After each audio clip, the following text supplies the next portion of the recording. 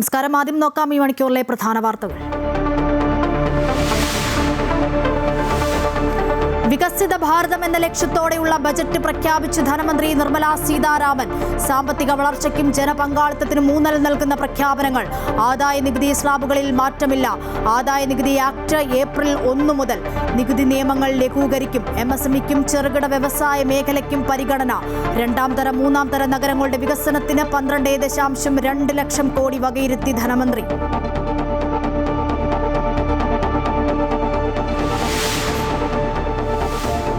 കേരളത്തെ തഴഞ്ഞ കേന്ദ്ര budget. AIIMS അടക്കം പ്രഖ്യാപനമില്ല. അതിവേഗ റെയിൽ പദ്ധതിയിലും നിരാശ. പ്രത്യേക സാമ്പത്തിക പാക്കേജുമില്ല.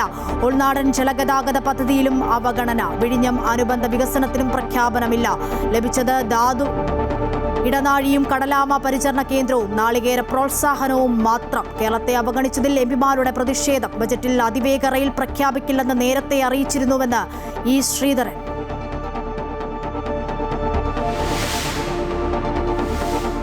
പ്രമേഹം, ക്യാൻസർ മരുന്നുകളുടെ വില കുറയും. 7 അപൂർവ രോഗങ്ങളുടെ മരുന്നുകൾക്ക് തീരുവയില്ല. സ്വകാര്യ പങ്കാളിത്തത്തോടെ രാജ്യത്ത് 5 റീജിയണൽ മെഡിക്കൽ ഹബ്ബുകൾ. 3 പുതിയ അഖിലേന്ത്യാ ആയുർവേദ ഇൻസ്റ്റിറ്റ്യൂട്ടുകൾ. മെഡിക്കൽ വിദ്യാഭ്യാസത്തിനുള്ള നികുതി 5-ൽ നിന്നും 2% EV battery, solar panel, mobile phone, തുകൽ ഉൽപ്പന്നങ്ങൾ എന്നിവയുടെ വില കുറയും. മദ്യം, സിഗരറ്റ് വില കൂടും.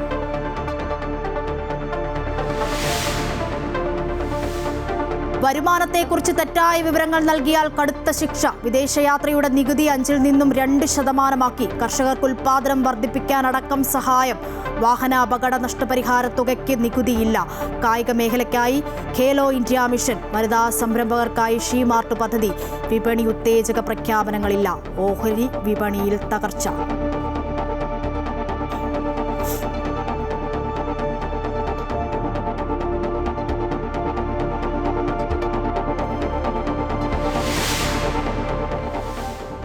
വ്യവസായ പ്രമുഖൻ CJ റോയ്ക്ക് കണ്ണീരിൽ കുതിർന്ന യാത്രാമൊഴി. ബംഗളൂരുവിലെ NHS ലക്ഷറിയിൽ സംസ്കാരം നടത്തി. പൊതുദർശനത്തിൽ അന്ത്യാഞ്ജലി അർപ്പിച്ച് വ്യവസായ പ്രമുഖരും സിനിമാ പ്രവർത്തകരുമടക്കം നിരവധി പേർ.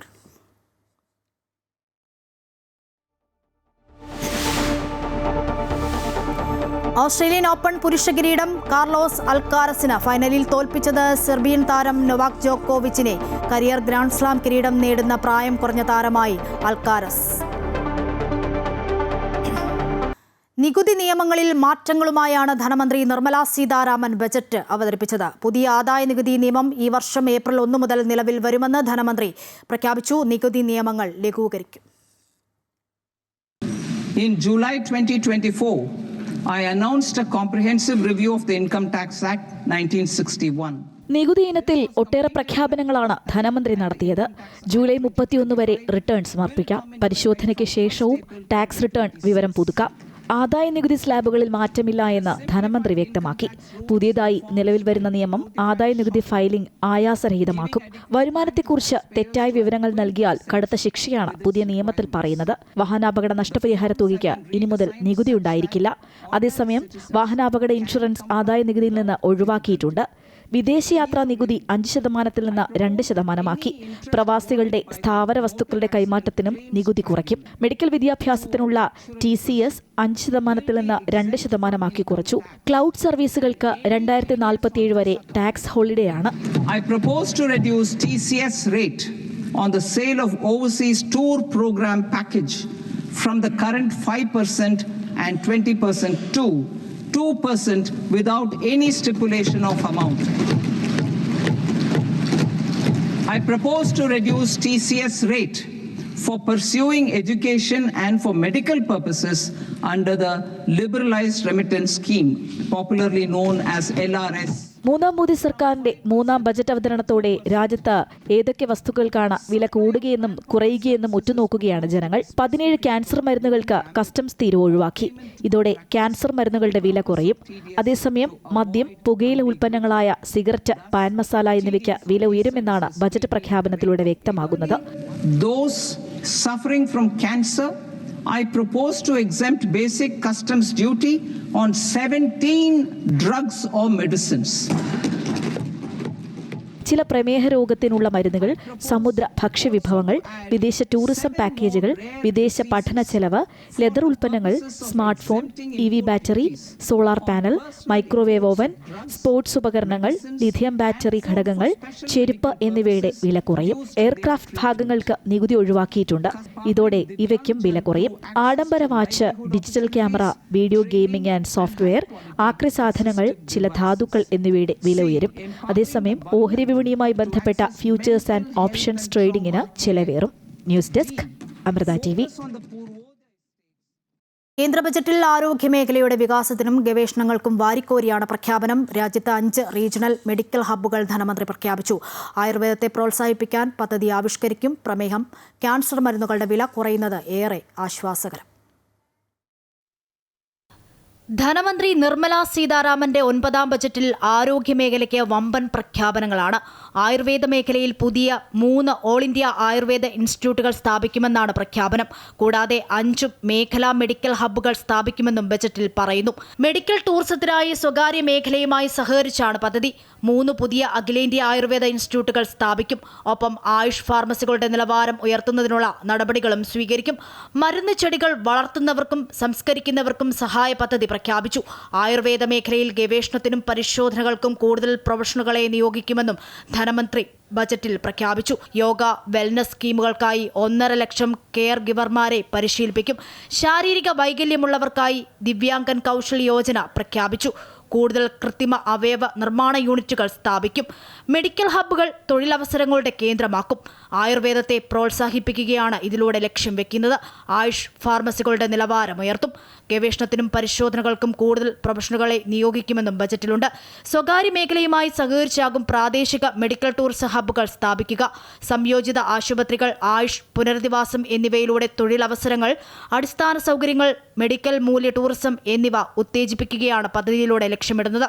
ആഭ്യന്തര ആരോഗ്യ അടിസ്ഥാന സൗകര്യങ്ങൾ ശക്തിപ്പെടുത്തുന്നതിനൊപ്പം അന്താരാഷ്ട്ര രോഗികളെ ആകർഷിക്കുന്ന വലിയ തോതിലുള്ള സംയോജിത ആരോഗ്യ സംരക്ഷണ കേന്ദ്രങ്ങൾ നിർമ്മിക്കാൻ സംസ്ഥാനങ്ങളെ സഹായിക്കാൻ പദ്ധതി ലക്ഷ്യമിടുന്നു. ഗ്ലോബൽ ബയോ ഫാർമ മാനുഫാക്ചറിംഗ് ഹബ്ബാക്കാൻ 10,000 കോടി നീക്കിവെച്ചു. അർബുദ ചികിത്സയ്ക്കുള്ള 17 മരുന്നുകൾക്ക് കസ്റ്റംസ് തീരുവയില്ല. ക്യാൻസർ മരുന്നുകളുടെ വില കുറയും. 7 അപൂർവ രോഗങ്ങളുടെ മരുന്നുകൾക്ക് തീരുവ ഇല്ല എന്നതും രോഗികൾക്ക് ആശ്വാസം പകരുന്നു. News desk, Amrita news. 2026 കേന്ദ്ര ബജറ്റിൽ ഫ്യൂച്ചേഴ്സ് ആൻഡ് ഓപ്ഷൻസ് ട്രേഡിംഗിനുള്ള സെക്യൂരിറ്റീസ് ട്രാൻസാക്ഷൻ ടാക്സ് വർദ്ധിപ്പിക്കാനുള്ള ധനമന്ത്രി നിർമ്മല സീതാരാമന്റെ പ്രഖ്യാപനം ഇന്ത്യൻ ഓഹരി വിപണിയെ പിടിച്ചുലച്ചു. ബജറ്റ് അവതരണത്തിന് പിന്നാലെ നടന്ന വ്യാപാര സെഷനിൽ സൂചികൾ കൂപ്പുകുത്തുകയായിരുന്നു. സെൻസെക്സ് 1547 പോയിന്റ് ഇടിഞ്ഞ് 80,722.94 നിഫ്റ്റി 495 പോയിന്റ് ഇടിഞ്ഞ് 24,825.45 ക്ലോസ് ചെയ്തു. BSE 150 മിഡ് ക്യാപ് സൂചിക 1.91%, BSE 250 സ്മോൾ ക്യാപ് സൂചിക 1.61% ഇടിഞ്ഞു. ധനമന്ത്രി നിർമ്മല സീതാരാമൻ പ്രഖ്യാപിച്ച 7 അതിവേഗ റെയിൽ ഇടനാഴികളിൽ കേരളം ഇടം നേടിയില്ല. അതേസമയം അയൽ സംസ്ഥാനങ്ങളായ കർണാടക, തമിഴ്നാടും ആന്ധ്രയും പട്ടികയിൽ ഇടം നേടി. ധാതുസമ്പന്നമായ ഒഡീഷയും തമിഴ്നാടും ചേർന്ന് വ്യവസായിക ഇടനാഴിയും പ്രഖ്യാപിച്ചു. മുംബൈ പൂനെ, പൂനെ ഹൈദരാബാദ്, ഹൈദരാബാദ് ബംഗളൂരു, ഹൈദരാബാദ് ചെന്നൈ, ചെന്നൈ ബംഗളൂരു, ദില്ലി വാരാണസി, വാരണാസി സിലിഗുരി ഇവയാണ് പുതിയതായി ധനമന്ത്രി നിർമ്മല സീതാരാമൻ പ്രഖ്യാപിച്ച 7 അതിവേഗ rail ഇടനാഴികൾ. We will develop 7 high-speed rail corridors between cities as growth connectors, namely Mumbai to Pune, Pune to Hyderabad, Hyderabad to Bengaluru, Hyderabad to Chennai, Chennai to Bengaluru, Delhi to Varanasi, Varanasi to Siliguri. ഈ പട്ടികയിൽ കേരളം ഉൾപ്പെട്ടില്ല. കേരളത്തിനായി അതിവേഗ റെയിൽപാത പ്രഖ്യാപിക്കുമെന്ന പ്രതീക്ഷ നിലനിന്നിരുന്നു. Metro man E ശ്രീധരന്റെ നേതൃത്വത്തിലുള്ള അതിവേഗ റെയിൽപാതയ്ക്ക് കേന്ദ്രം അനുകൂലമാണെന്ന വിവരവും പുറത്തുവന്നിരുന്നു. അതിവേഗ ഇടനാഴി പ്രഖ്യാപിക്കുമ്പോൾ കേരളമെന്ന് സംസ്ഥാനത്ത് നിന്നുള്ള MPമാർ വിളിച്ചു പറഞ്ഞുവെങ്കിലും നിരാശയായിരുന്നു ഫലം. അതേസമയം ധാതുമണൽ ഇടനാഴി പദ്ധതിയിൽ കേരളം ഇടം പിടിച്ചത് ശ്രദ്ധേയമായി. ചരക്ക് നീക്കത്തിന് ഗഗനെയും സൂറത്തിനെയും ബന്ധിപ്പിച്ച് ഇടനാഴി ധനമന്ത്രി പ്രഖ്യാപിച്ചു. വാരണാസിയെയും പാറ്റ്നയെയും ബന്ധിപ്പിച്ച ഉൾനാടൻ ജലപാതയടക്കം 5 വർഷത്തിനകം 12 പുതിയ ജലപാതകളും ധനമന്ത്രി പ്രഖ്യാപിച്ചു. News desk, Amrita TV. ബജറ്റിൽ അതിവേഗ റെയിൽ പ്രഖ്യാപിക്കില്ലെന്ന് നേരത്തെ റെയിൽവേ മന്ത്രി നേരിട്ട് തന്നോട് പറഞ്ഞിരുന്നുവെന്ന ഇ ശ്രീധരൻ ആദ്യം DPR തയ്യാറാക്കുകയാണ് വേണ്ടത്. അതിനുള്ള ഓർഡർ ഉടൻ ഇറങ്ങുമെന്നും നാളെ ഓഫീസ് പ്രവർത്തനം തുടങ്ങുമെന്നും ഇ ശ്രീധരൻ പറഞ്ഞു. 13.1 കോടി ആണ് DPR തയ്യാറാക്കാനായി താൻ കേന്ദ്രത്തോട് ആവശ്യപ്പെട്ടിട്ടുള്ളത്. താൻ മുഖ്യ ഉപദേഷ്ടാവായാണ് പ്രവർത്തിക്കുന്നതെന്നും ഇ ശ്രീധരൻ പറഞ്ഞു. ബഡ്ജറ്റ് വേണ്ട വിഷയമല്ലാതെ ഇത് നമ്മുടെ ഉദ്ദേശം ഒരു അതിവേഗ റെയിൽവേക്കുള്ള ഡീറ്റെയിൽ പ്രോജക്റ്റ് റിപ്പോർട്ട് ഉണ്ടാക്കൽ മാത്രമാണ്. അതിനും ഈ ബഡ്ജറ്റ് ആയി യാതൊരു ബന്ധവുമില്ല. എപ്പോൾ വേണമെങ്കിൽ ചെയ്യാമല്ലോ. അത് ഓർഡർ ചെയ്യാനുള്ള ഫുൾ അധികാരം അദ്ദേഹത്തിനാണ്. ബഡ്ജറ്റിലേക്ക് ക്യാബിനറ്റിലേക്ക് പോവുക അപ്രൂവൊന്നും ആവശ്യമില്ല. അതുകൊണ്ട് ഞാൻ എക്സ്പെക്ട് ചെയ്തിട്ടില്ല. കേരളം പ്രതീക്ഷയുടെ കാത്തിരുന്ന അതിവേഗ റെയിൽ പദ്ധതിയും എയിംസും കേന്ദ്ര ബജറ്റിലില്ല. വിഴിഞ്ഞം ശബരി പ്രത്യേക പാക്കേജ് പ്രഖ്യാപിച്ചില്ല. വയനാട് സഹായവുമില്ല. അപൂർവ ധാതു ഇടനാഴിയും നാളികേര പ്രോത്സാഹനവും കടലാമ സംരക്ഷണ കേന്ദ്രവും ആയുർവേദ ചികിത്സാ പ്രോത്സാഹനവും ഒഴിച്ചു നിർത്തിയാൽ മറ്റു വലിയ പ്രഖ്യാപനങ്ങളൊന്നും കേരളത്തിന് ഇല്ല. നിയമസഭാ തെരഞ്ഞെടുപ്പ് ആസന്നമായിരിക്കെ കേന്ദ്ര ബജറ്റിൽ കേരളം ഏറെ പ്രതീക്ഷയോടെയാണ് കാത്തിരുന്നത്. പക്ഷേ ബജറ്റിന്റെ തുടക്കത്തിൽ തന്നെ അതിവേഗ റെയിൽ പദ്ധതിയിൽ കേരളത്തെ അവഗണിച്ച ധനമന്ത്രിയുടെ പ്രസംഗ സമയത്ത് കേരളത്തിന്റെ പേര് ഉറക്കെ പറഞ്ഞുകൊണ്ടാണ് MP-മാർ പ്രതിഷേധിച്ചത്. ഇ ശ്രീധരന്റെ മേൽനോട്ടത്തിൽ കേരളത്തിൽ അതിവേഗ റെയിൽ പദ്ധതി നടപ്പാക്കാൻ കേന്ദ്രം തയ്യാറെടുത്തതും കേരളം മറ്റൊരു റെയിൽ പദ്ധതി പ്രഖ്യാപിച്ചതും ഏറെ ചർച്ചയാകുമ്പോഴാണ് കേന്ദ്ര ബജറ്റിൽ കേരളം ഇടം നേടാതെ പോയത്. എയിംസ് എന്ന പതിറ്റാണ്ടുകളായുള്ള കേരളത്തിന്റെ ആവശ്യത്തിന് ഇക്കുറിയും പച്ചക്കൊടി വീശിയില്ല. വിഴിഞ്ഞം തുറമുഖത്തിന്റെ 2ാം ഘട്ട നിർമ്മാണം ഉദ്ഘാടനം കഴിഞ്ഞ ഈ വേളയിലും പദ്ധതിക്കായി കേന്ദ്ര ബജറ്റിൽ ഒന്നുമില്ല. ശബരിമല റെയിൽപാതയ്ക്കും ഒന്നും മാറ്റിവെച്ചിട്ടില്ല. വയനാട് പുനരധിവാസ പാക്കേജ് പ്രഖ്യാപനം ഈ ബജറ്റിലുമുണ്ടായില്ല. എന്നാൽ അപൂർവ ധാതുകരണ ഇടനാഴി പദ്ധതിയിൽ കേരളത്തെ ഉൾപ്പെടുത്തിയത് നേട്ടമായി വിലയിരുത്തുന്നു. ധാതുസമ്പുഷ്ടമായ സംസ്ഥാനങ്ങളിൽ ധാതുകരണം സംസ്കരണം അടക്കം വർദ്ധിപ്പിക്കാനാണ് കേന്ദ്ര സർക്കാർ ലക്ഷ്യമിടുന്നതെന്ന് ധനമന്ത്രി വ്യക്തമാക്കി. We now propose to support the mineral-rich states of Odisha, Kerala, Andhra Pradesh and Tamil Nadu to establish dedicated rare earth corridors to promote mining, processing, research and manufacturing. നാളികേര പ്രോത്സാഹന പദ്ധതിയിലും ആമ സംരക്ഷണ കേന്ദ്രത്തിലും ആയുർവേദ ചികിത്സാ പ്രോത്സാഹന പദ്ധതിയിലും കേരളത്തെ ഉൾപ്പെടുത്തിയിട്ടുണ്ട്. ഇത് മാറ്റി നിർത്തിയാൽ കേരളത്തിനായി കാര്യമായ പ്രഖ്യാപനങ്ങളൊന്നുമില്ല. 21,000 കോടിയുടെ പ്രത്യേക സാമ്പത്തിക പാക്കേജ് ഉൾപ്പെടെ 29 ആവശ്യങ്ങളായിരുന്നു കേരളം മുന്നോട്ട് വെച്ചിരുന്നത്. അമൃത ന്യൂസ്, തിരുവനന്തപുരം. കേന്ദ്ര ബജറ്റിൽ കേരളത്തോടുള്ള അവഗണനയിൽ പ്രതികരിച്ച് ജോൺ ബ്രിട്ടാസ് MP. ബജറ്റിൽ കേരളത്തിന് ഒന്നുമില്ലെന്നും ഇത് നിരാശാജനകമെന്നും ജോൺ ബ്രിട്ടാസ് ഡൽഹിയിൽ മാധ്യമങ്ങളോട് പറഞ്ഞു. കണ്ണിൽ പൊടിയിടാനെങ്കിലും എന്തെങ്കിലും പ്രഖ്യാപിക്കാമായിരുന്നു. ശ്രീധരനെ ഉപയോഗിച്ച് കേരളത്തെ കബളിപ്പിച്ചു. ഗ്രാമീണ മേഖലയുടെ ഉത്തേജനത്തിനും ഒന്നുമില്ലെന്നും ഇനി ആമയിൽ മാത്രമാണ് പ്രതീക്ഷയെന്നും ജോൺ ബ്രിട്ടാസ് പറഞ്ഞു. ഉൾനാടൻ ഗതാഗതവുമായി ബന്ധപ്പെട്ട ഷിപ്പ് റിപ്പയറിൻ്റെ കാര്യം യഥാർത്ഥത്തിൽ കേരളത്തിലാണ് കൊടുക്കേണ്ടത് എന്ന് ഏറ്റവും കൂടുതൽ ഉൾനാടൻ ഗതാഗതമുള്ളൊരു സംസ്ഥാനമാണ്. പക്ഷെ അത് വാരണാസിയിലും പട്നയിലുമാണ് കൊടുത്തിരിക്കുന്നത്. ആകെയുള്ളത് റെയർ എർത്ത് കോറിഡോറിൻ്റെ കാര്യത്തിൽ കേരളത്തിൻ്റെ പേര് പരാമർശിച്ചിട്ടുണ്ട്. അതായത് ഏറ്റവും കൂടുതൽ മിനറൽ റിച്ച്നെസ് ഉള്ള ഒരു സംസ്ഥാനമായതുകൊണ്ട് തന്നെ അവിടെ ചവറവിൽ ഉൾപ്പെടെയുള്ള നമ്മുടെ KML ഉൾപ്പെടെയുള്ള സ്ഥാപനങ്ങൾ പ്രവർത്തിക്കുന്നതിൻ്റെ പശ്ചാത്തലത്തിൽ കേരളത്തെ പരാമർശിക്കാതിരിക്കാൻ കഴിയാത്തതുകൊണ്ട് മാത്രം പരാമർശിച്ചിരിക്കുന്നു. പൊതുവെ നോക്കുകയാണെങ്കിൽ വളരെ നിരാശാജനകമായി. വമ്പൻ പ്രഖ്യാപനങ്ങളൊന്നും കേന്ദ്ര ബജറ്റിൽ ഇല്ലെങ്കിലും കേരളത്തിന്റെ സാമ്പത്തിക മേഖലയ്ക്ക് ബജറ്റ് ഗുണകരമാകുമെന്ന പ്രതീക്ഷയിലാണ് വ്യവസായ ലോകം. കയറ്റുമതി, കാർഷിക, ടൂറിസം മേഖലകൾക്ക് നൽകിയിട്ടുള്ള പ്രാധാന്യം കേരളത്തിന് ഗുണകരമാകുമെന്ന് കോൺഫെഡറേഷൻ ഓഫ് ഇന്ത്യൻ ഇൻഡസ്ട്രി ഭാരവാഹികൾ കൊച്ചിയിൽ പറഞ്ഞു. അതിവേഗ റെയിലും എയിംസും കേരളം പ്രതീക്ഷിച്ച വമ്പൻ പദ്ധതികൾ ഇതൊക്കെയാണ്. ഇതൊന്നും ഇല്ലാത്തതിന്റെ നിരാശയും രാഷ്ട്രീയ വിമർശനവും ഉയരുമ്പോൾ ബജറ്റിനെ സ്വാഗതം ചെയ്യുകയാണ് confederation of Indian industry Kerala ഘടകം. പ്രായോഗിക തലത്തിൽ കേരളത്തിന് ഗുണകരമാകുന്ന നിരവധി പദ്ധതികൾ ബജറ്റിലുണ്ടെന്ന് ബജറ്റ് വിലയിരുത്തലിന് ശേഷം ഭാരവാഹികൾ കൊച്ചിയിൽ പറഞ്ഞു. കയറ്റുമതി മേഖലയെ സഹായിക്കുന്ന നിരവധി കാര്യങ്ങളുണ്ട്. കാർഷിക മേഖലയിൽ കൂടുതൽ പരിഗണന നൽകിയെന്നും ചന്ദനമരം കൃഷി ആഗോളതലത്തിൽ വലിയ സാധ്യതയാണ് കേരളത്തിന് മുന്നിൽ തുറന്നിട്ടിരിക്കുന്നതെന്ന് കോൺഫെഡറേഷൻ ഓഫ് ഇന്ത്യൻ ഇൻഡസ്ട്രി അംഗങ്ങൾ വ്യക്തമാക്കുന്നു. കോക്കനട്ട് ആൻഡ് കാഷ്യൂ, ഇതിനെല്ലാം കാഷ്യൂ ഒരു വാല്യൂ അഡീഷൻ നോക്കണത്. ഇത് കൂടാതെ നമ്മൾ കൾട്ടിവേഷൻ കഴിഞ്ഞിട്ട് പ്രൊഡ്യൂസ് ചെയ്ത ശേഷം അതിനെ വാല്യൂ ആഡ് ചെയ്യുക, അത് എക്സ്പോർട്ട് ചെയ്യുക. The platform is clear now. നമ്മളാണ് ഇനി ക്രിയേറ്റ് ചെയ്തിട്ട് നമ്മളവർ ചെയ്യേണ്ടത്. അന്ന് Kerala SMEs should take advantage of the situation. And ഒരു റബ്ബറിനെ പറ്റി ഒന്നും മെൻഷൻ ചെയ്തിട്ടില്ല. അപ്പോൾ റബ്ബറിനെ റബ്ബർ കൂടാതെ മറ്റുള്ള ക്രോപ്സിനെ സാൻഡൽവുഡ് ഇത് നമ്മൾ പണ്ടേ തുടങ്ങേണ്ടിയിരുന്നു. ഇപ്പോൾ അത് സാൻഡൽവുഡ് ഉണ്ട്, പിന്നെ കൊക്കോ, ഇങ്ങനത്തെ കുറേ പിന്നെ ഇമ്പോർട്ടൻസ് കൊടുക്കുന്നുണ്ട്. എയിംസ് ലഭിച്ചില്ല എന്ന പരാതി നിലനിൽക്കുമ്പോഴും ആരോഗ്യ മേഖലയിൽ കൂടുതൽ പ്രഖ്യാപനങ്ങളുണ്ട്. അത് ഗുണം ചെയ്യുമെന്നും ആയുർവേദ മേഖലയിൽ കൂടുതൽ നേട്ടം കൈവരിക്കാൻ കഴിയുമെന്നും വ്യവസായികൾ വ്യക്തമാക്കുന്നു. അപ്പോൾ നമുക്ക് കൂടുതൽ എക്സ്പോർട്ട് മാർക്കറ്റിലേക്ക് എൻട്രി ചെയ്യാനുള്ളൊരു പോസിബിലിറ്റി ഉണ്ട്. ഇപ്പോൾ കേരളം പോലൊരു സ്റ്റേറ്റിൽ അറിയാലോ, ഓൾമോസ്റ്റ് 500 ഫാർമസീസ് ഫംഗ്ഷൻ ചെയ്യുന്നുണ്ട്.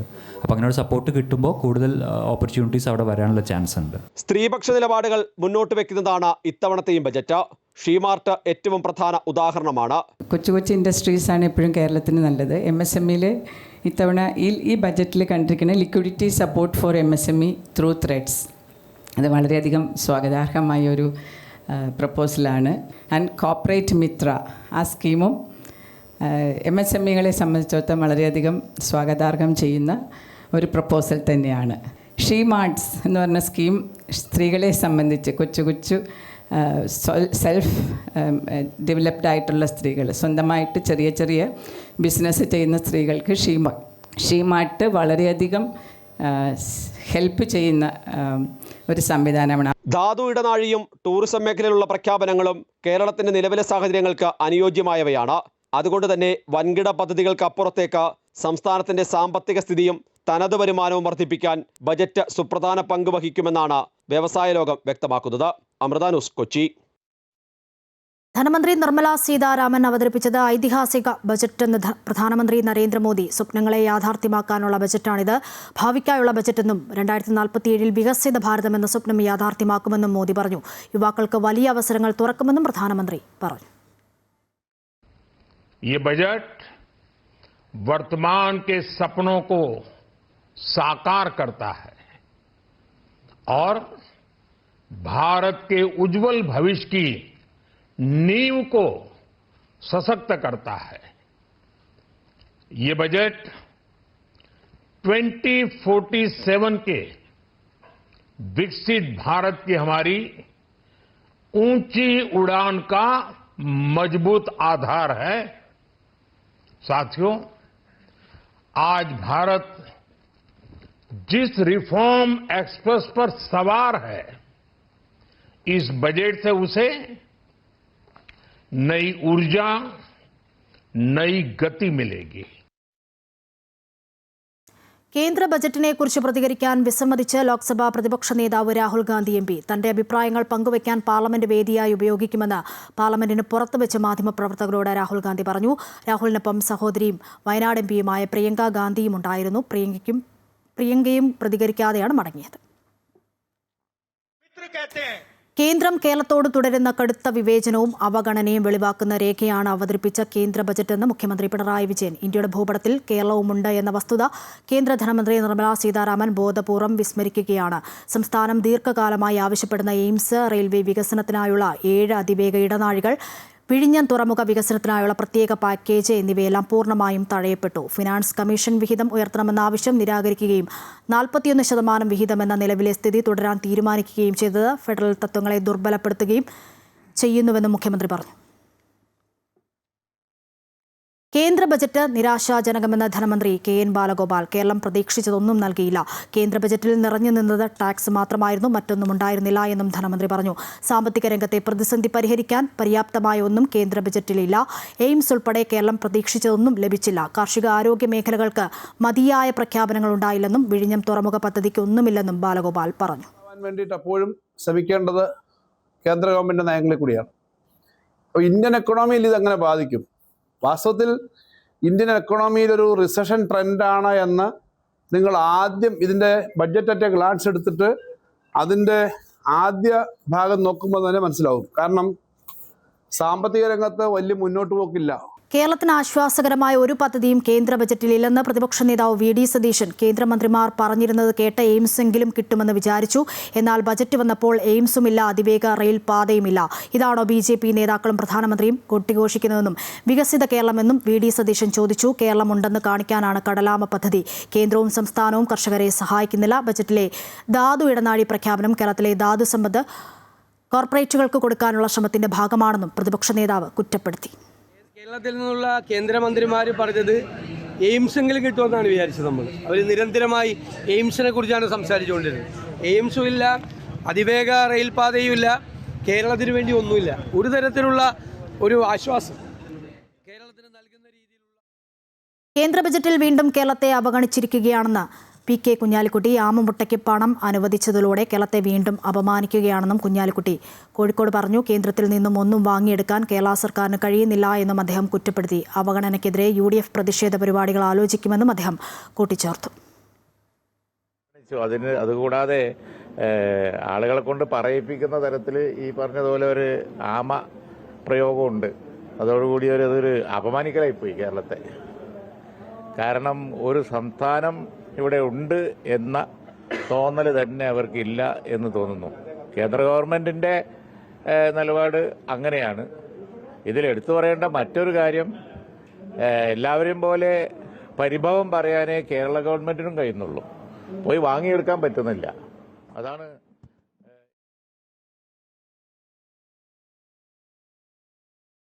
കേന്ദ്ര ബജറ്റിൽ കേരളത്തിന് അവഗണന മാത്രമെന്നും കേരളത്തോടെ യുദ്ധപ്രഖ്യാപനമാണ് കേന്ദ്രം നടത്തിയതെന്നും CPM സംസ്ഥാന സെക്രട്ടറി M.V. ഗോവിന്ദൻ.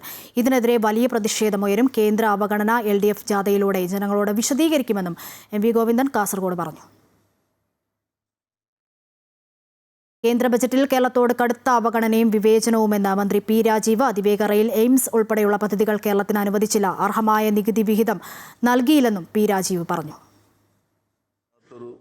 രീതിയിലേക്ക് മാറിക്കഴിഞ്ഞിട്ടുണ്ട്. കേരളത്തോട് ഞാൻ ഒറ്റ നോട്ടത്തിലാണ്, പൂർണ്ണമായിട്ടും ബജറ്റിന്റെ ഉള്ളടക്കത്തിലേക്ക് പോയിട്ടില്ല. കടുത്തൊരു അവഗണന തുടരുന്നു എന്നാണ് മനസ്സിലാക്കുന്നത്. അതിൽ പ്രധാനപ്പെട്ട ഒന്ന്, ഇപ്പോൾ 2 ദിവസം മുമ്പ് തിരുവനന്തപുരത്ത് മാധ്യമങ്ങളെ കണ്ടപ്പോൾ ഒരു കാര്യം ഞാൻ സൂചിപ്പിക്കുകയുണ്ടായി. അത് അതിവേഗ റെയിൽ, കേന്ദ്രം ഒരു അതിവേഗ റെയിൽ കൊണ്ടുവരുന്നു. അതിന് ശ്രീധരൻ സാറിനെ പോലുള്ള ആളാണ് അതിന്റെ ചുമതല വഹിക്കുന്നത്. അപ്പോൾ അതിന് നിൽക്കുമ്പോൾ അതിനെതിരായിട്ട് ഇങ്ങനെ ഒരു പ്രഖ്യാപനം കേരളം നടത്തേണ്ടതുണ്ടായിരുന്നോ? പ്രതിപക്ഷ നേതാവ് ഉൾപ്പെടെ കേന്ദ്രത്തിന്റെ പദ്ധതി അത് വേഗതയുള്ള സംവിധാനം. ബജറ്റ് മോദി സർക്കാരിന്റെ സ്വഭാവമാണ് വ്യക്തമാക്കുന്നതെന്ന് CPI സംസ്ഥാന സെക്രട്ടറി ബിനോയ് വിശ്വം. BJP ഭരിക്കുന്ന സംസ്ഥാനങ്ങൾക്ക് വാരിക്കോരി കൊടുക്കുന്നു. കേരളത്തിന് അവഗണന മാത്രം. BJPക്ക് ദൈവവും വിശ്വാസവും വോട്ടിനു വേണ്ടി മാത്രം. ആമയുടെ പേരിൽ വൻ ഖനനത്തിനാണ് വഴിയൊരുക്കുന്നതെന്നും ബിനോയ് വിശ്വം കോഴിക്കോട് പറഞ്ഞു. എല്ലാം മറന്നുപോകുന്നു. ദേശീയ ഐക്യം, ദേശീയ താല്പര്യം, ദേശസ്നേഹം, ഭാരതമാതാവ്, ഇതെല്ലാം മറക്കും. അവർക്ക് എപ്പോഴും രാഷ്ട്രീയം മാത്രമേ ഉള്ളൂ. ആ രാഷ്ട്രീയ കാഴ്ചപ്പാട് മാറ്റിവെച്ചുകൊണ്ട് കേരളത്തിൽ അവകാശപ്പെട്ട വിഹിതം ഉണ്ടാകുമെന്നാണ് അറിയേണ്ടത്. ഒന്നാം ചോദ്യം, മഹാമാഘ മഹോത്സവത്തിന് അഭൂതപൂർവമായ ജനത്തിരക്ക്. വൻ ജനത്തിരക്ക് നിയന്ത്രിക്കാൻ പാടുപെട്ട് സംഘാടകർ. തിരക്ക് കണക്കിലെടുത്ത് തവനൂരിലെ നീള ആരതി നേരത്തെയാക്കി. വിവരങ്ങളുമായി അരവിന്ദൻ ചേരുന്നുണ്ട്. അരവിന്ദൻ, ഇന്നിപ്പോൾ നീള ആരതി നേരത്തെയാക്കി എന്നതാണ് മനസ്സിലാക്കാൻ കഴിയുന്നത്. വലിയ ജനത്തിരക്കാണോ അവിടെ അനുഭവപ്പെടുന്നത്?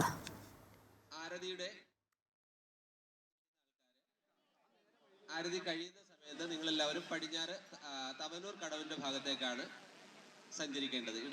ശ്രീജ, തീർച്ചയായും ത്രിമൂർത്തി സംഗമസ്ഥാനത്ത് അഭൂതപൂർവമായ തിരക്കാണ് അനുഭവപ്പെടുന്നത്. നിരവധി കേരളത്തിന്റെ പല ഭാഗങ്ങളിലായി ആയിരക്കണക്കിന് പേരാണ് നിളത്തളത്തിലേക്ക് ഒഴുകിയെത്തുന്നത്. അതിനാൽ തന്നെ വലിയ തിരക്കാണ് ഇവിടെ രാവിലെ മുതൽ അനുഭവപ്പെടുന്നത്. ഞായറാഴ്ചയാണ്, അതിനാൽ തന്നെ വലിയ തിരക്ക് അനുഭവപ്പെടുന്നു. ഈ തരത്തിൽ തിരക്ക് നിയന്ത്രിക്കാൻ സംഘാടകർ വളരെ പാടുപെടുന്ന ഒരു കാഴ്ചയാണ്. പോലീസ് പ്രത്യേക നിയന്ത്രണങ്ങൾ ഏർപ്പെടുത്തിയിട്ട് നമുക്ക് കാണാം, ദൃശ്യങ്ങളിൽ കാണാം. വലിയ തിരക്ക് ഇപ്പോൾ തവനൂർ മേഖലയിലുണ്ട്. ഇതുപോലെ തന്നെ ഇതിനേക്കാൾ കൂടുതൽ തിരക്ക് ഒരുപക്ഷെ തിരുനാവായ ഭാഗത്തും ഉണ്ട് എന്നാണ് അറിയാൻ കഴിയുന്നത്. അതിനാൽ തന്നെയാണ് ഇന്നത്തെ നിളാരതി നേരത്തെ ആക്കിയത്. സാധാരണഗതിയിൽ 7 മണിക്കാണ് തവനൂരിൽ നിളാരതി ആരംഭിക്കാറുള്ളത്. ഇപ്പോൾ 6:00 നിളാരതി ആരംഭിക്കും. കഴിഞ്ഞ ദിവസം തന്നെ നിളാരതി 2 ഭാഗത്തും കഴിഞ്ഞതോടുകൂടി വലിയ ജനത്തിരക്ക് അനുഭവപ്പെട്ടു. ഇത് അപകടങ്ങൾക്ക് കാരണമാകാൻ സാധ്യതയുണ്ട് എന്ന് മുന്നിൽ കണ്ടാണ് ഇപ്പോൾ സംഘാടകർ തിരക്ക് നിയന്ത്രിക്കാനായി തവനൂരിലെ ആരതി നേരത്തെ ആക്കിയത്. അല്പസമയത്തിനകം നമുക്ക് മുന്നിലുള്ള സ്ഥലങ്ങളിൽ നിള ആരതി തുടക്കം കുറിക്കും. പോലീസും അതുപോലെ തന്നെ വളണ്ടിയേഴ്സും വലിയ തോതിലുള്ള നിയന്ത്രണങ്ങൾ ഇവിടെ ഏർപ്പെടുത്തിയിട്ടുണ്ട്. 3 ഭാഗങ്ങളായി ഭക്തരെ ആരതി കഴിഞ്ഞാൽ തിരിച്ചുവിടാനുള്ള ക്രമീകരണങ്ങൾ ഒരുക്കിയിട്ടുണ്ട്. നേരത്തെ ഒരു ഭാഗത്തു കൂടെ മാത്രമായിരുന്നു ആളുകൾക്ക് പോകാൻ സാധിച്ചിരുന്നത്. എന്നാൽ ഇപ്പോൾ അങ്ങനെയല്ല. തിരക്ക് നിയന്ത്രിക്കും. വൈകിട്ട് 8 മണിയോടുകൂടി വലിയ തിരക്ക് അനുഭവപ്പെടും. ഏതാണ്ട് 1 ലക്ഷത്തിലേറെ ആളുകൾ ഇപ്പോൾ നിളാതീരത്ത് ഒഴുകി എത്തിയിട്ടുണ്ട്. ഇനിയും വൈകുന്നേരം ആവുന്നതോടുകൂടി തിരക്ക് കൂടുതലാവാനാണ് സാധ്യത. അതിനാൽ തന്നെ കർശന നിയന്ത്രണങ്ങളാണ് അധികൃതർ ഏർപ്പെടുത്തിയിട്ടുള്ളത്. ഇപ്പോൾ കൂടുതൽ പോലീസിനെ വിന്യസിച്ചിട്ടുണ്ട്. ഒപ്പം തന്നെ സേവാഭാരതി, ആയുധ് തുടങ്ങി സന്നദ്ധ പ്രവർത്തകരെയും നിയോഗിച്ചിട്ടുണ്ട്. വലിയ തോതിൽ ജനങ്ങൾ ഇങ്ങോട്ടേക്ക് ഒഴുകിയെത്തുകയാണ്. നമുക്കറിയാം നിളാരതി മഹാമഹം അവസാനിക്കാൻ ഇനി 2 നാൾ മാത്രമാണുള്ളത്. 3-ാം തീയതി ഉത്സവം, കേരളത്തിൻ്റെ നദീ ഉത്സവം അവസാനിക്കും. ഈ വർഷത്തെ നദീ ഉത്സവം അവസാനിക്കും. അതിനാൽ തന്നെ ഇതിലൊന്ന് പങ്കാളികളാകുക എന്നുള്ളത് ഭക്തജനങ്ങളെ സംബന്ധിച്ചിടത്തോളം വലിയ കാര്യമാണ്. മഹാമഹം നടക്കുന്ന വേളയിൽ ഭാരതപ്പുഴയിലൂടെ സപ്തനദികളുടെ സാന്നിധ്യമുണ്ട് എന്നാണ് വിശ്വാസം. അതിനാൽ തന്നെ ഈ അവസരത്തിൽ നിളയിലൊന്ന് മുങ്ങി കുളിക്കുന്നതിനും ഒപ്പം തന്നെ ആരതി ദർശിക്കുന്നതിനുമായി വലിയ തോതിൽ ആളുകൾ ഇവിടേക്ക് ഒഴുകിയെത്തുന്നു. ആ കാഴ്ചയാണ് നമുക്ക് പിറകിൽ ഇപ്പോൾ ഇവിടെ കാണാനാകുന്നത്. ജനത്തിരക്ക് നിയന്ത്രിക്കാൻ അധികൃതർ വളരെ വലിയ തോതിൽ പാടുപെടുന്നു. ഈ സാഹചര്യത്തിൽ അല്പസമയത്തിനകം നിള ആരതി തവനൂർ മഹാദേവഘട്ടിൽ ആരംഭിക്കും. ശ്രീജ. ശരി അരവിന്ദൻ, തിരക്ക് കണക്കിലെടുത്ത് തവനൂരിലെ നിള ആരതി നേരത്തെ ആക്കിയിട്ടുണ്ട്. നിള ആരതി 6:30 ആരംഭിക്കുമെന്നതാണ് മനസ്സിലാക്കാൻ കഴിയുന്ന വിവരങ്ങളാണ് അരവിന്ദൻ നൽകിയത്. മറ്റു വാർത്തയിലേക്ക്. കേന്ദ്ര ബജറ്റിൽ കേരളത്തിന് ഒന്നും കിട്ടിയില്ല എന്നുള്ളത് LDF സർക്കാരിന്റെ തെറ്റായ പ്രചാരണമാണെന്ന് BJP സംസ്ഥാന അധ്യക്ഷൻ രാജീവ് ചന്ദ്രശേഖർ. മുൻ വർഷത്തെ ബജറ്റുകളിൽ എത്രയോ കാര്യങ്ങൾ കേരളത്തിനു വേണ്ടി നൽകി. നേരത്തെ തന്നെ കാര്യങ്ങൾ ഇതുവരെ നടപ്പിലാക്കിയിട്ടില്ല. കിട്ടുന്നില്ല എന്ന് പറയുമ്പോൾ എന്ത് നടപ്പിലാക്കി എന്നുകൂടി പറയണമെന്നും അദ്ദേഹം പറഞ്ഞു. എയിംസിന് വേണ്ടി ഇതുവരെ ഭൂമി ഏറ്റെടുത്തിട്ടില്ല എന്നതും തന്ന കാര്യങ്ങൾ ചെയ്യാതെ ബജറ്റ് സമയത്ത് ദുഷ്പ്രചരണം ചെയ്യുകയല്ല വേണ്ടതെന്നും രാജീവ് ചന്ദ്രശേഖർ കൂട്ടിച്ചേർത്തു. കേരളത്തിന് ഒന്നും കിട്ടിയിട്ടില്ല എന്ന് പറഞ്ഞ് പ്രചരണം ചെയ്യുന്ന ലെഫ്റ്റ് സർക്കാരിനോട് എനിക്ക് പറയാൻ ഒരു കാര്യം മാത്രമേ ഉള്ളൂ. ഇതുവരെ കഴിഞ്ഞ 10-11 ബഡ്ജറ്റിൽ കേരളത്തിന് വേണ്ടി എത്രയോ കാര്യങ്ങൾ ചെയ്തിട്ടുണ്ട്. പക്ഷേ ഇന്ന് ഞാൻ പറയാൻ ആഗ്രഹിക്കുന്നത്, ഇതിനു മുമ്പ് എത്രയോ പദ്ധതികൾ കൊടുത്ത ഈ സെൻട്രൽ ഗവൺമെൻറ്, കേന്ദ്ര സർക്കാർ, ഇന്നും ഈ സർക്കാർ അത് നടപ്പിലാക്കുന്നില്ല. കിട്ടുന്നില്ല എന്ന് പറഞ്ഞ് നടക്കുന്ന ലെഫ്റ്റ് സർക്കാരിനോട് എൻ്റെ ഒരു ഒറ്റ ചോദ്യമുള്ളൂ. നിങ്ങൾക്ക് തന്ന കാര്യങ്ങൾ എന്താണ് നിങ്ങൾ നടപ്പിലാക്കാത്തത്? പദ്ധതികൾ എന്തുകൊണ്ട് നിങ്ങൾ ചെയ്യുന്നില്ല? 2017 എയിംസ് വരും. എയിംസിന് വേണ്ടി മധുരയും കേരളത്തിന് പ്രഖ്യാപിച്ചപ്പോൾ അന്ന് മുതൽ ഇന്ന് വരെ ലാൻഡ് ആക്വിസിഷൻ ചെയ്യാത്ത സർക്കാരാണ് ലെഫ്റ്റ് സർക്കാർ. കേരളത്തിനായി നൽകിയ പദ്ധതികൾ പിണറായി സർക്കാരാണ് നടപ്പിലാക്കാത്തതെന്ന പരാമർശം നടത്തിയ രാജീവ് ചന്ദ്രശേഖറിന്റെ മറുപടിയുമായി CPI സംസ്ഥാന സെക്രട്ടറി ബിനോയ് വിശ്വം. രാജീവ് ചന്ദ്രശേഖറിന്റെ അവസ്ഥയോട് സങ്കടമുണ്ട്. ജയിക്കാത്ത കേസ് വാദിക്കാൻ അദ്ദേഹം നിൽക്കരുതെന്നും ബിനോയ് വിശ്വം കോഴിക്കോട് പറഞ്ഞു.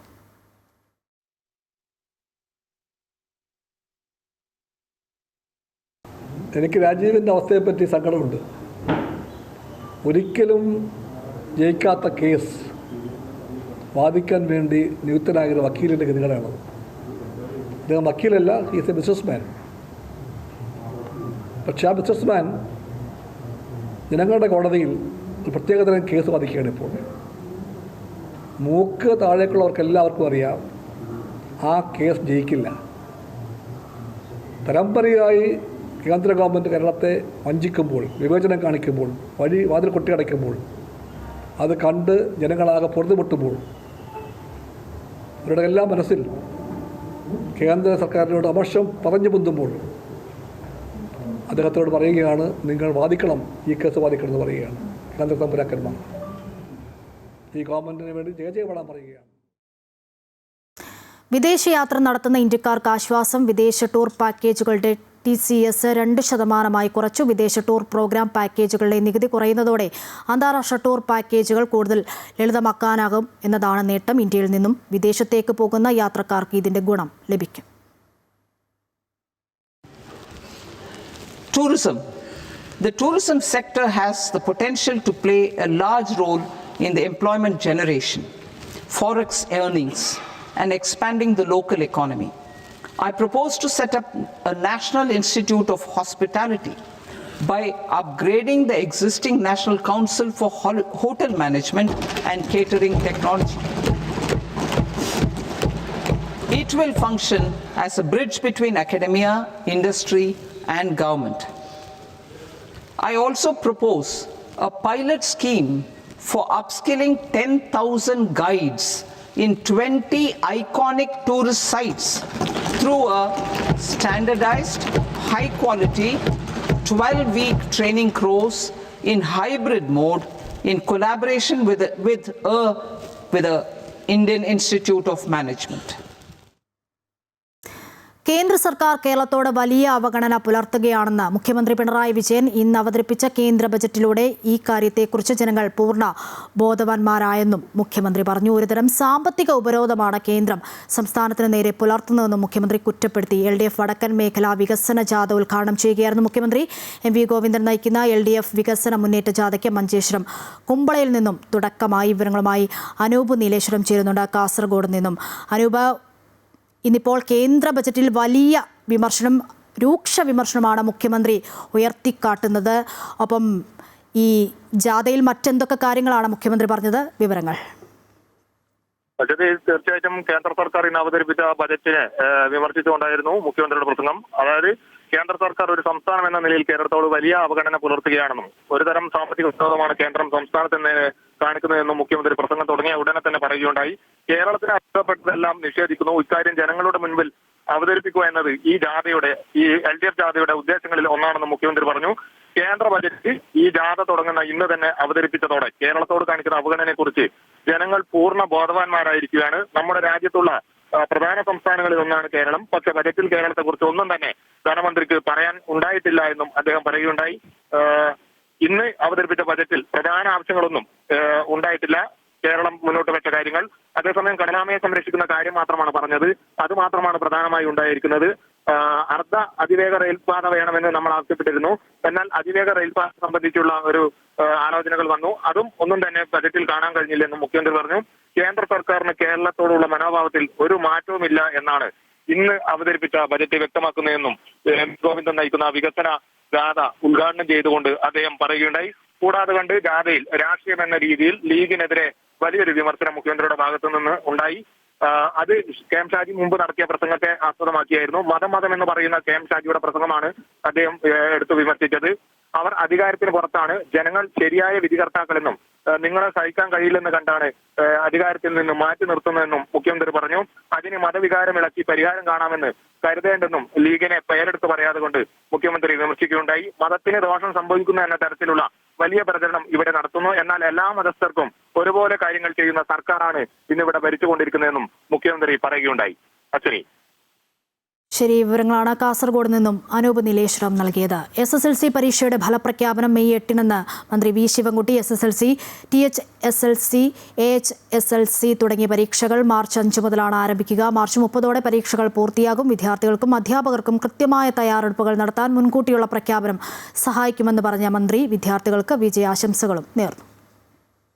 സംസ്ഥാനത്തെ 10ാം ക്ലാസ് വിദ്യാർത്ഥികളുടെ 2026 മാർച്ചിലെ വാർഷിക പരീക്ഷാ നടത്തിപ്പുമായി ബന്ധപ്പെട്ട സുപ്രധാനമായ തീരുമാനങ്ങൾ പരീക്ഷാ ഭവൻ കൈക്കൊണ്ടിട്ടുണ്ട്. SSLC, THSLC, AHSLC തുടങ്ങിയ പരീക്ഷകളുടെ വിജ്ഞാപനം മുതൽ ഫലപ്രഖ്യാപനം വരെയുള്ള സമയക്രമം ഇതോടൊപ്പം പറയുകയാണ്. പരീക്ഷാ ആരംഭം 2026 മാർച്ച് 5 പരീക്ഷകൾ ആരംഭിക്കും. പരീക്ഷ സമാപനം 2026 മാർച്ച് 30 പരീക്ഷകൾ പൂർത്തിയാകും. മറ്റ് അനുബന്ധ പരീക്ഷകൾ SSLC, IT പരീക്ഷ 2026 മാർച്ച് 2 മുതൽ ഫെബ്രുവരി മാസം 13 വരെ. മോഡൽ പരീക്ഷ 2026 ഫെബ്രുവരി മാസം 16 മുതൽ ഫെബ്രുവരി മാസം 20 വരെയാണ് നിശ്ചയിച്ചിട്ടുള്ളത്. മൂല്യനിർണ്ണയ ഫലപ്രഖ്യാപനം. പരീക്ഷയ്ക്ക് ശേഷമുള്ള ടാബുലേഷൻ നടപടികൾ 2026 ഏപ്രിൽ 7 മുതൽ ഏപ്രിൽ 25 വരെ നടക്കും. തുടർന്ന് മെയ് മാസം 7 ബോർഡ് മീറ്റിംഗ് ചേരുകയും 2026 മെയ് മാസം 8-ന് ഔദ്യോഗികമായി പരീക്ഷാഫലം പ്രഖ്യാപിക്കുകയും ചെയ്യും. കായിക വാർത്ത നോക്കാം. ഓസ്ട്രേലിയൻ ഓപ്പൺ പുരുഷ സിംഗിൾസ് ഫൈനലിൽ സെർബിയൻ താരം നൊവാക് ജോക്കോവിച്ചിനെ തോൽപ്പിച്ച് സ്പാനിഷ് യുവതാരം കാർലോസ് അൽക്കാരസിന് കിരീടം. സ്കോർ 2-6, 2-6, 2-3, 7-5. ആദ്യ സെറ്റ് നഷ്ടമായ അൽക്കാരസ് പിന്നീടുള്ള 3 സെറ്റുകളും വിജയിച്ചാണ് ഓസ്ട്രേലിയൻ ഓപ്പൺ ജയിച്ചത്. വിജയത്തോടെ കരിയർ ഗ്രാൻഡ് സ്ലാം നേട്ടം കൈവരിക്കുന്ന ഏറ്റവും പ്രായം കുറഞ്ഞ താരമെന്ന നേട്ടവും 22-കാരനായ അൽക്കാരസിന്റെ പേരിലായി. മഹാമാഘ മഹോത്സവത്തിൽ അഭൂതപൂർവമായ ജനത്തിരക്കാണുള്ളത്. വൻ ജനത്തിരക്ക് നിയന്ത്രിക്കാൻ പാടുപെടുകയാണ് സംഘാടകർ. ഇന്നിപ്പോൾ തിരക്ക് കണക്കിലെടുത്ത് തവനൂരിലെ നീള ആരതി നേരത്തെ ആക്കിയിട്ടുണ്ട്. നീള ആരതിക്കുള്ള ഒരുക്കങ്ങൾ പൂർത്തിയായിട്ടുണ്ട്. അല്പസമയത്തിനകം നീള ആരതി ആരംഭിക്കും. തത്സമയം ഈ ഒരു ചടങ്ങ് ഇപ്പോൾ നമ്മളുടെയൊക്കെ ചിന്തകൾക്കും അതീതമായിട്ടാണ് പോകുന്നത്. ഇനി വരാൻ പോകുന്ന കുംഭമേള എന്ന് പറയുന്നത് നിങ്ങൾ ഇവിടെ കാണുന്ന പുൽമേടുകളെല്ലാം തന്നെ ഓരോ സെക്ടറുകളായിട്ട് തിരിഞ്ഞ് പ്രയാഗിലും ഹരിദ്വാറിലും നാസിക്കിലുമൊക്കെ ഉള്ള പോലെ 20-30 സെക്ടറുകളായിട്ട് ഓരോ സെക്ടറിനും പോലീസ് സ്റ്റേഷനും ഫയർ സ്റ്റേഷനും ആശുപത്രികളും എല്ലാ സൗകര്യങ്ങളുമുള്ള ഒരു മേളയാണ് നമുക്ക് മുന്നിലേക്ക് ഇനി വരാൻ പോകുന്നത്. ഇതൊരു മിനിമലൈസ് രൂപം മാത്രമാണ്. ഏറ്റവും ചെറിയ തരത്തിലാണ് നമ്മളിത് ആരംഭിച്ചിരിക്കുന്നത്. പക്ഷേ ഇതിൻ്റെ ജനങ്ങൾ നൽകിയൊരു വിജയമുണ്ട്. ആരും ക്ഷണിക്കാതെ. കുംഭമേളയുടെ ഒരു പ്രത്യേകത ഏതാണ്? ഇതിന് പ്രത്യേക ക്ഷണിതാക്കൾ ഉണ്ടാവില്ല.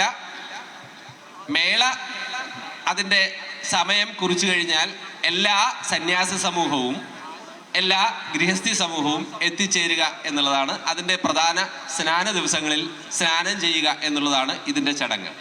അപ്പോൾ ഏറ്റവും ചെറിയ തരത്തിലാണ് ഇത് തുടങ്ങിച്ചേർന്നത്.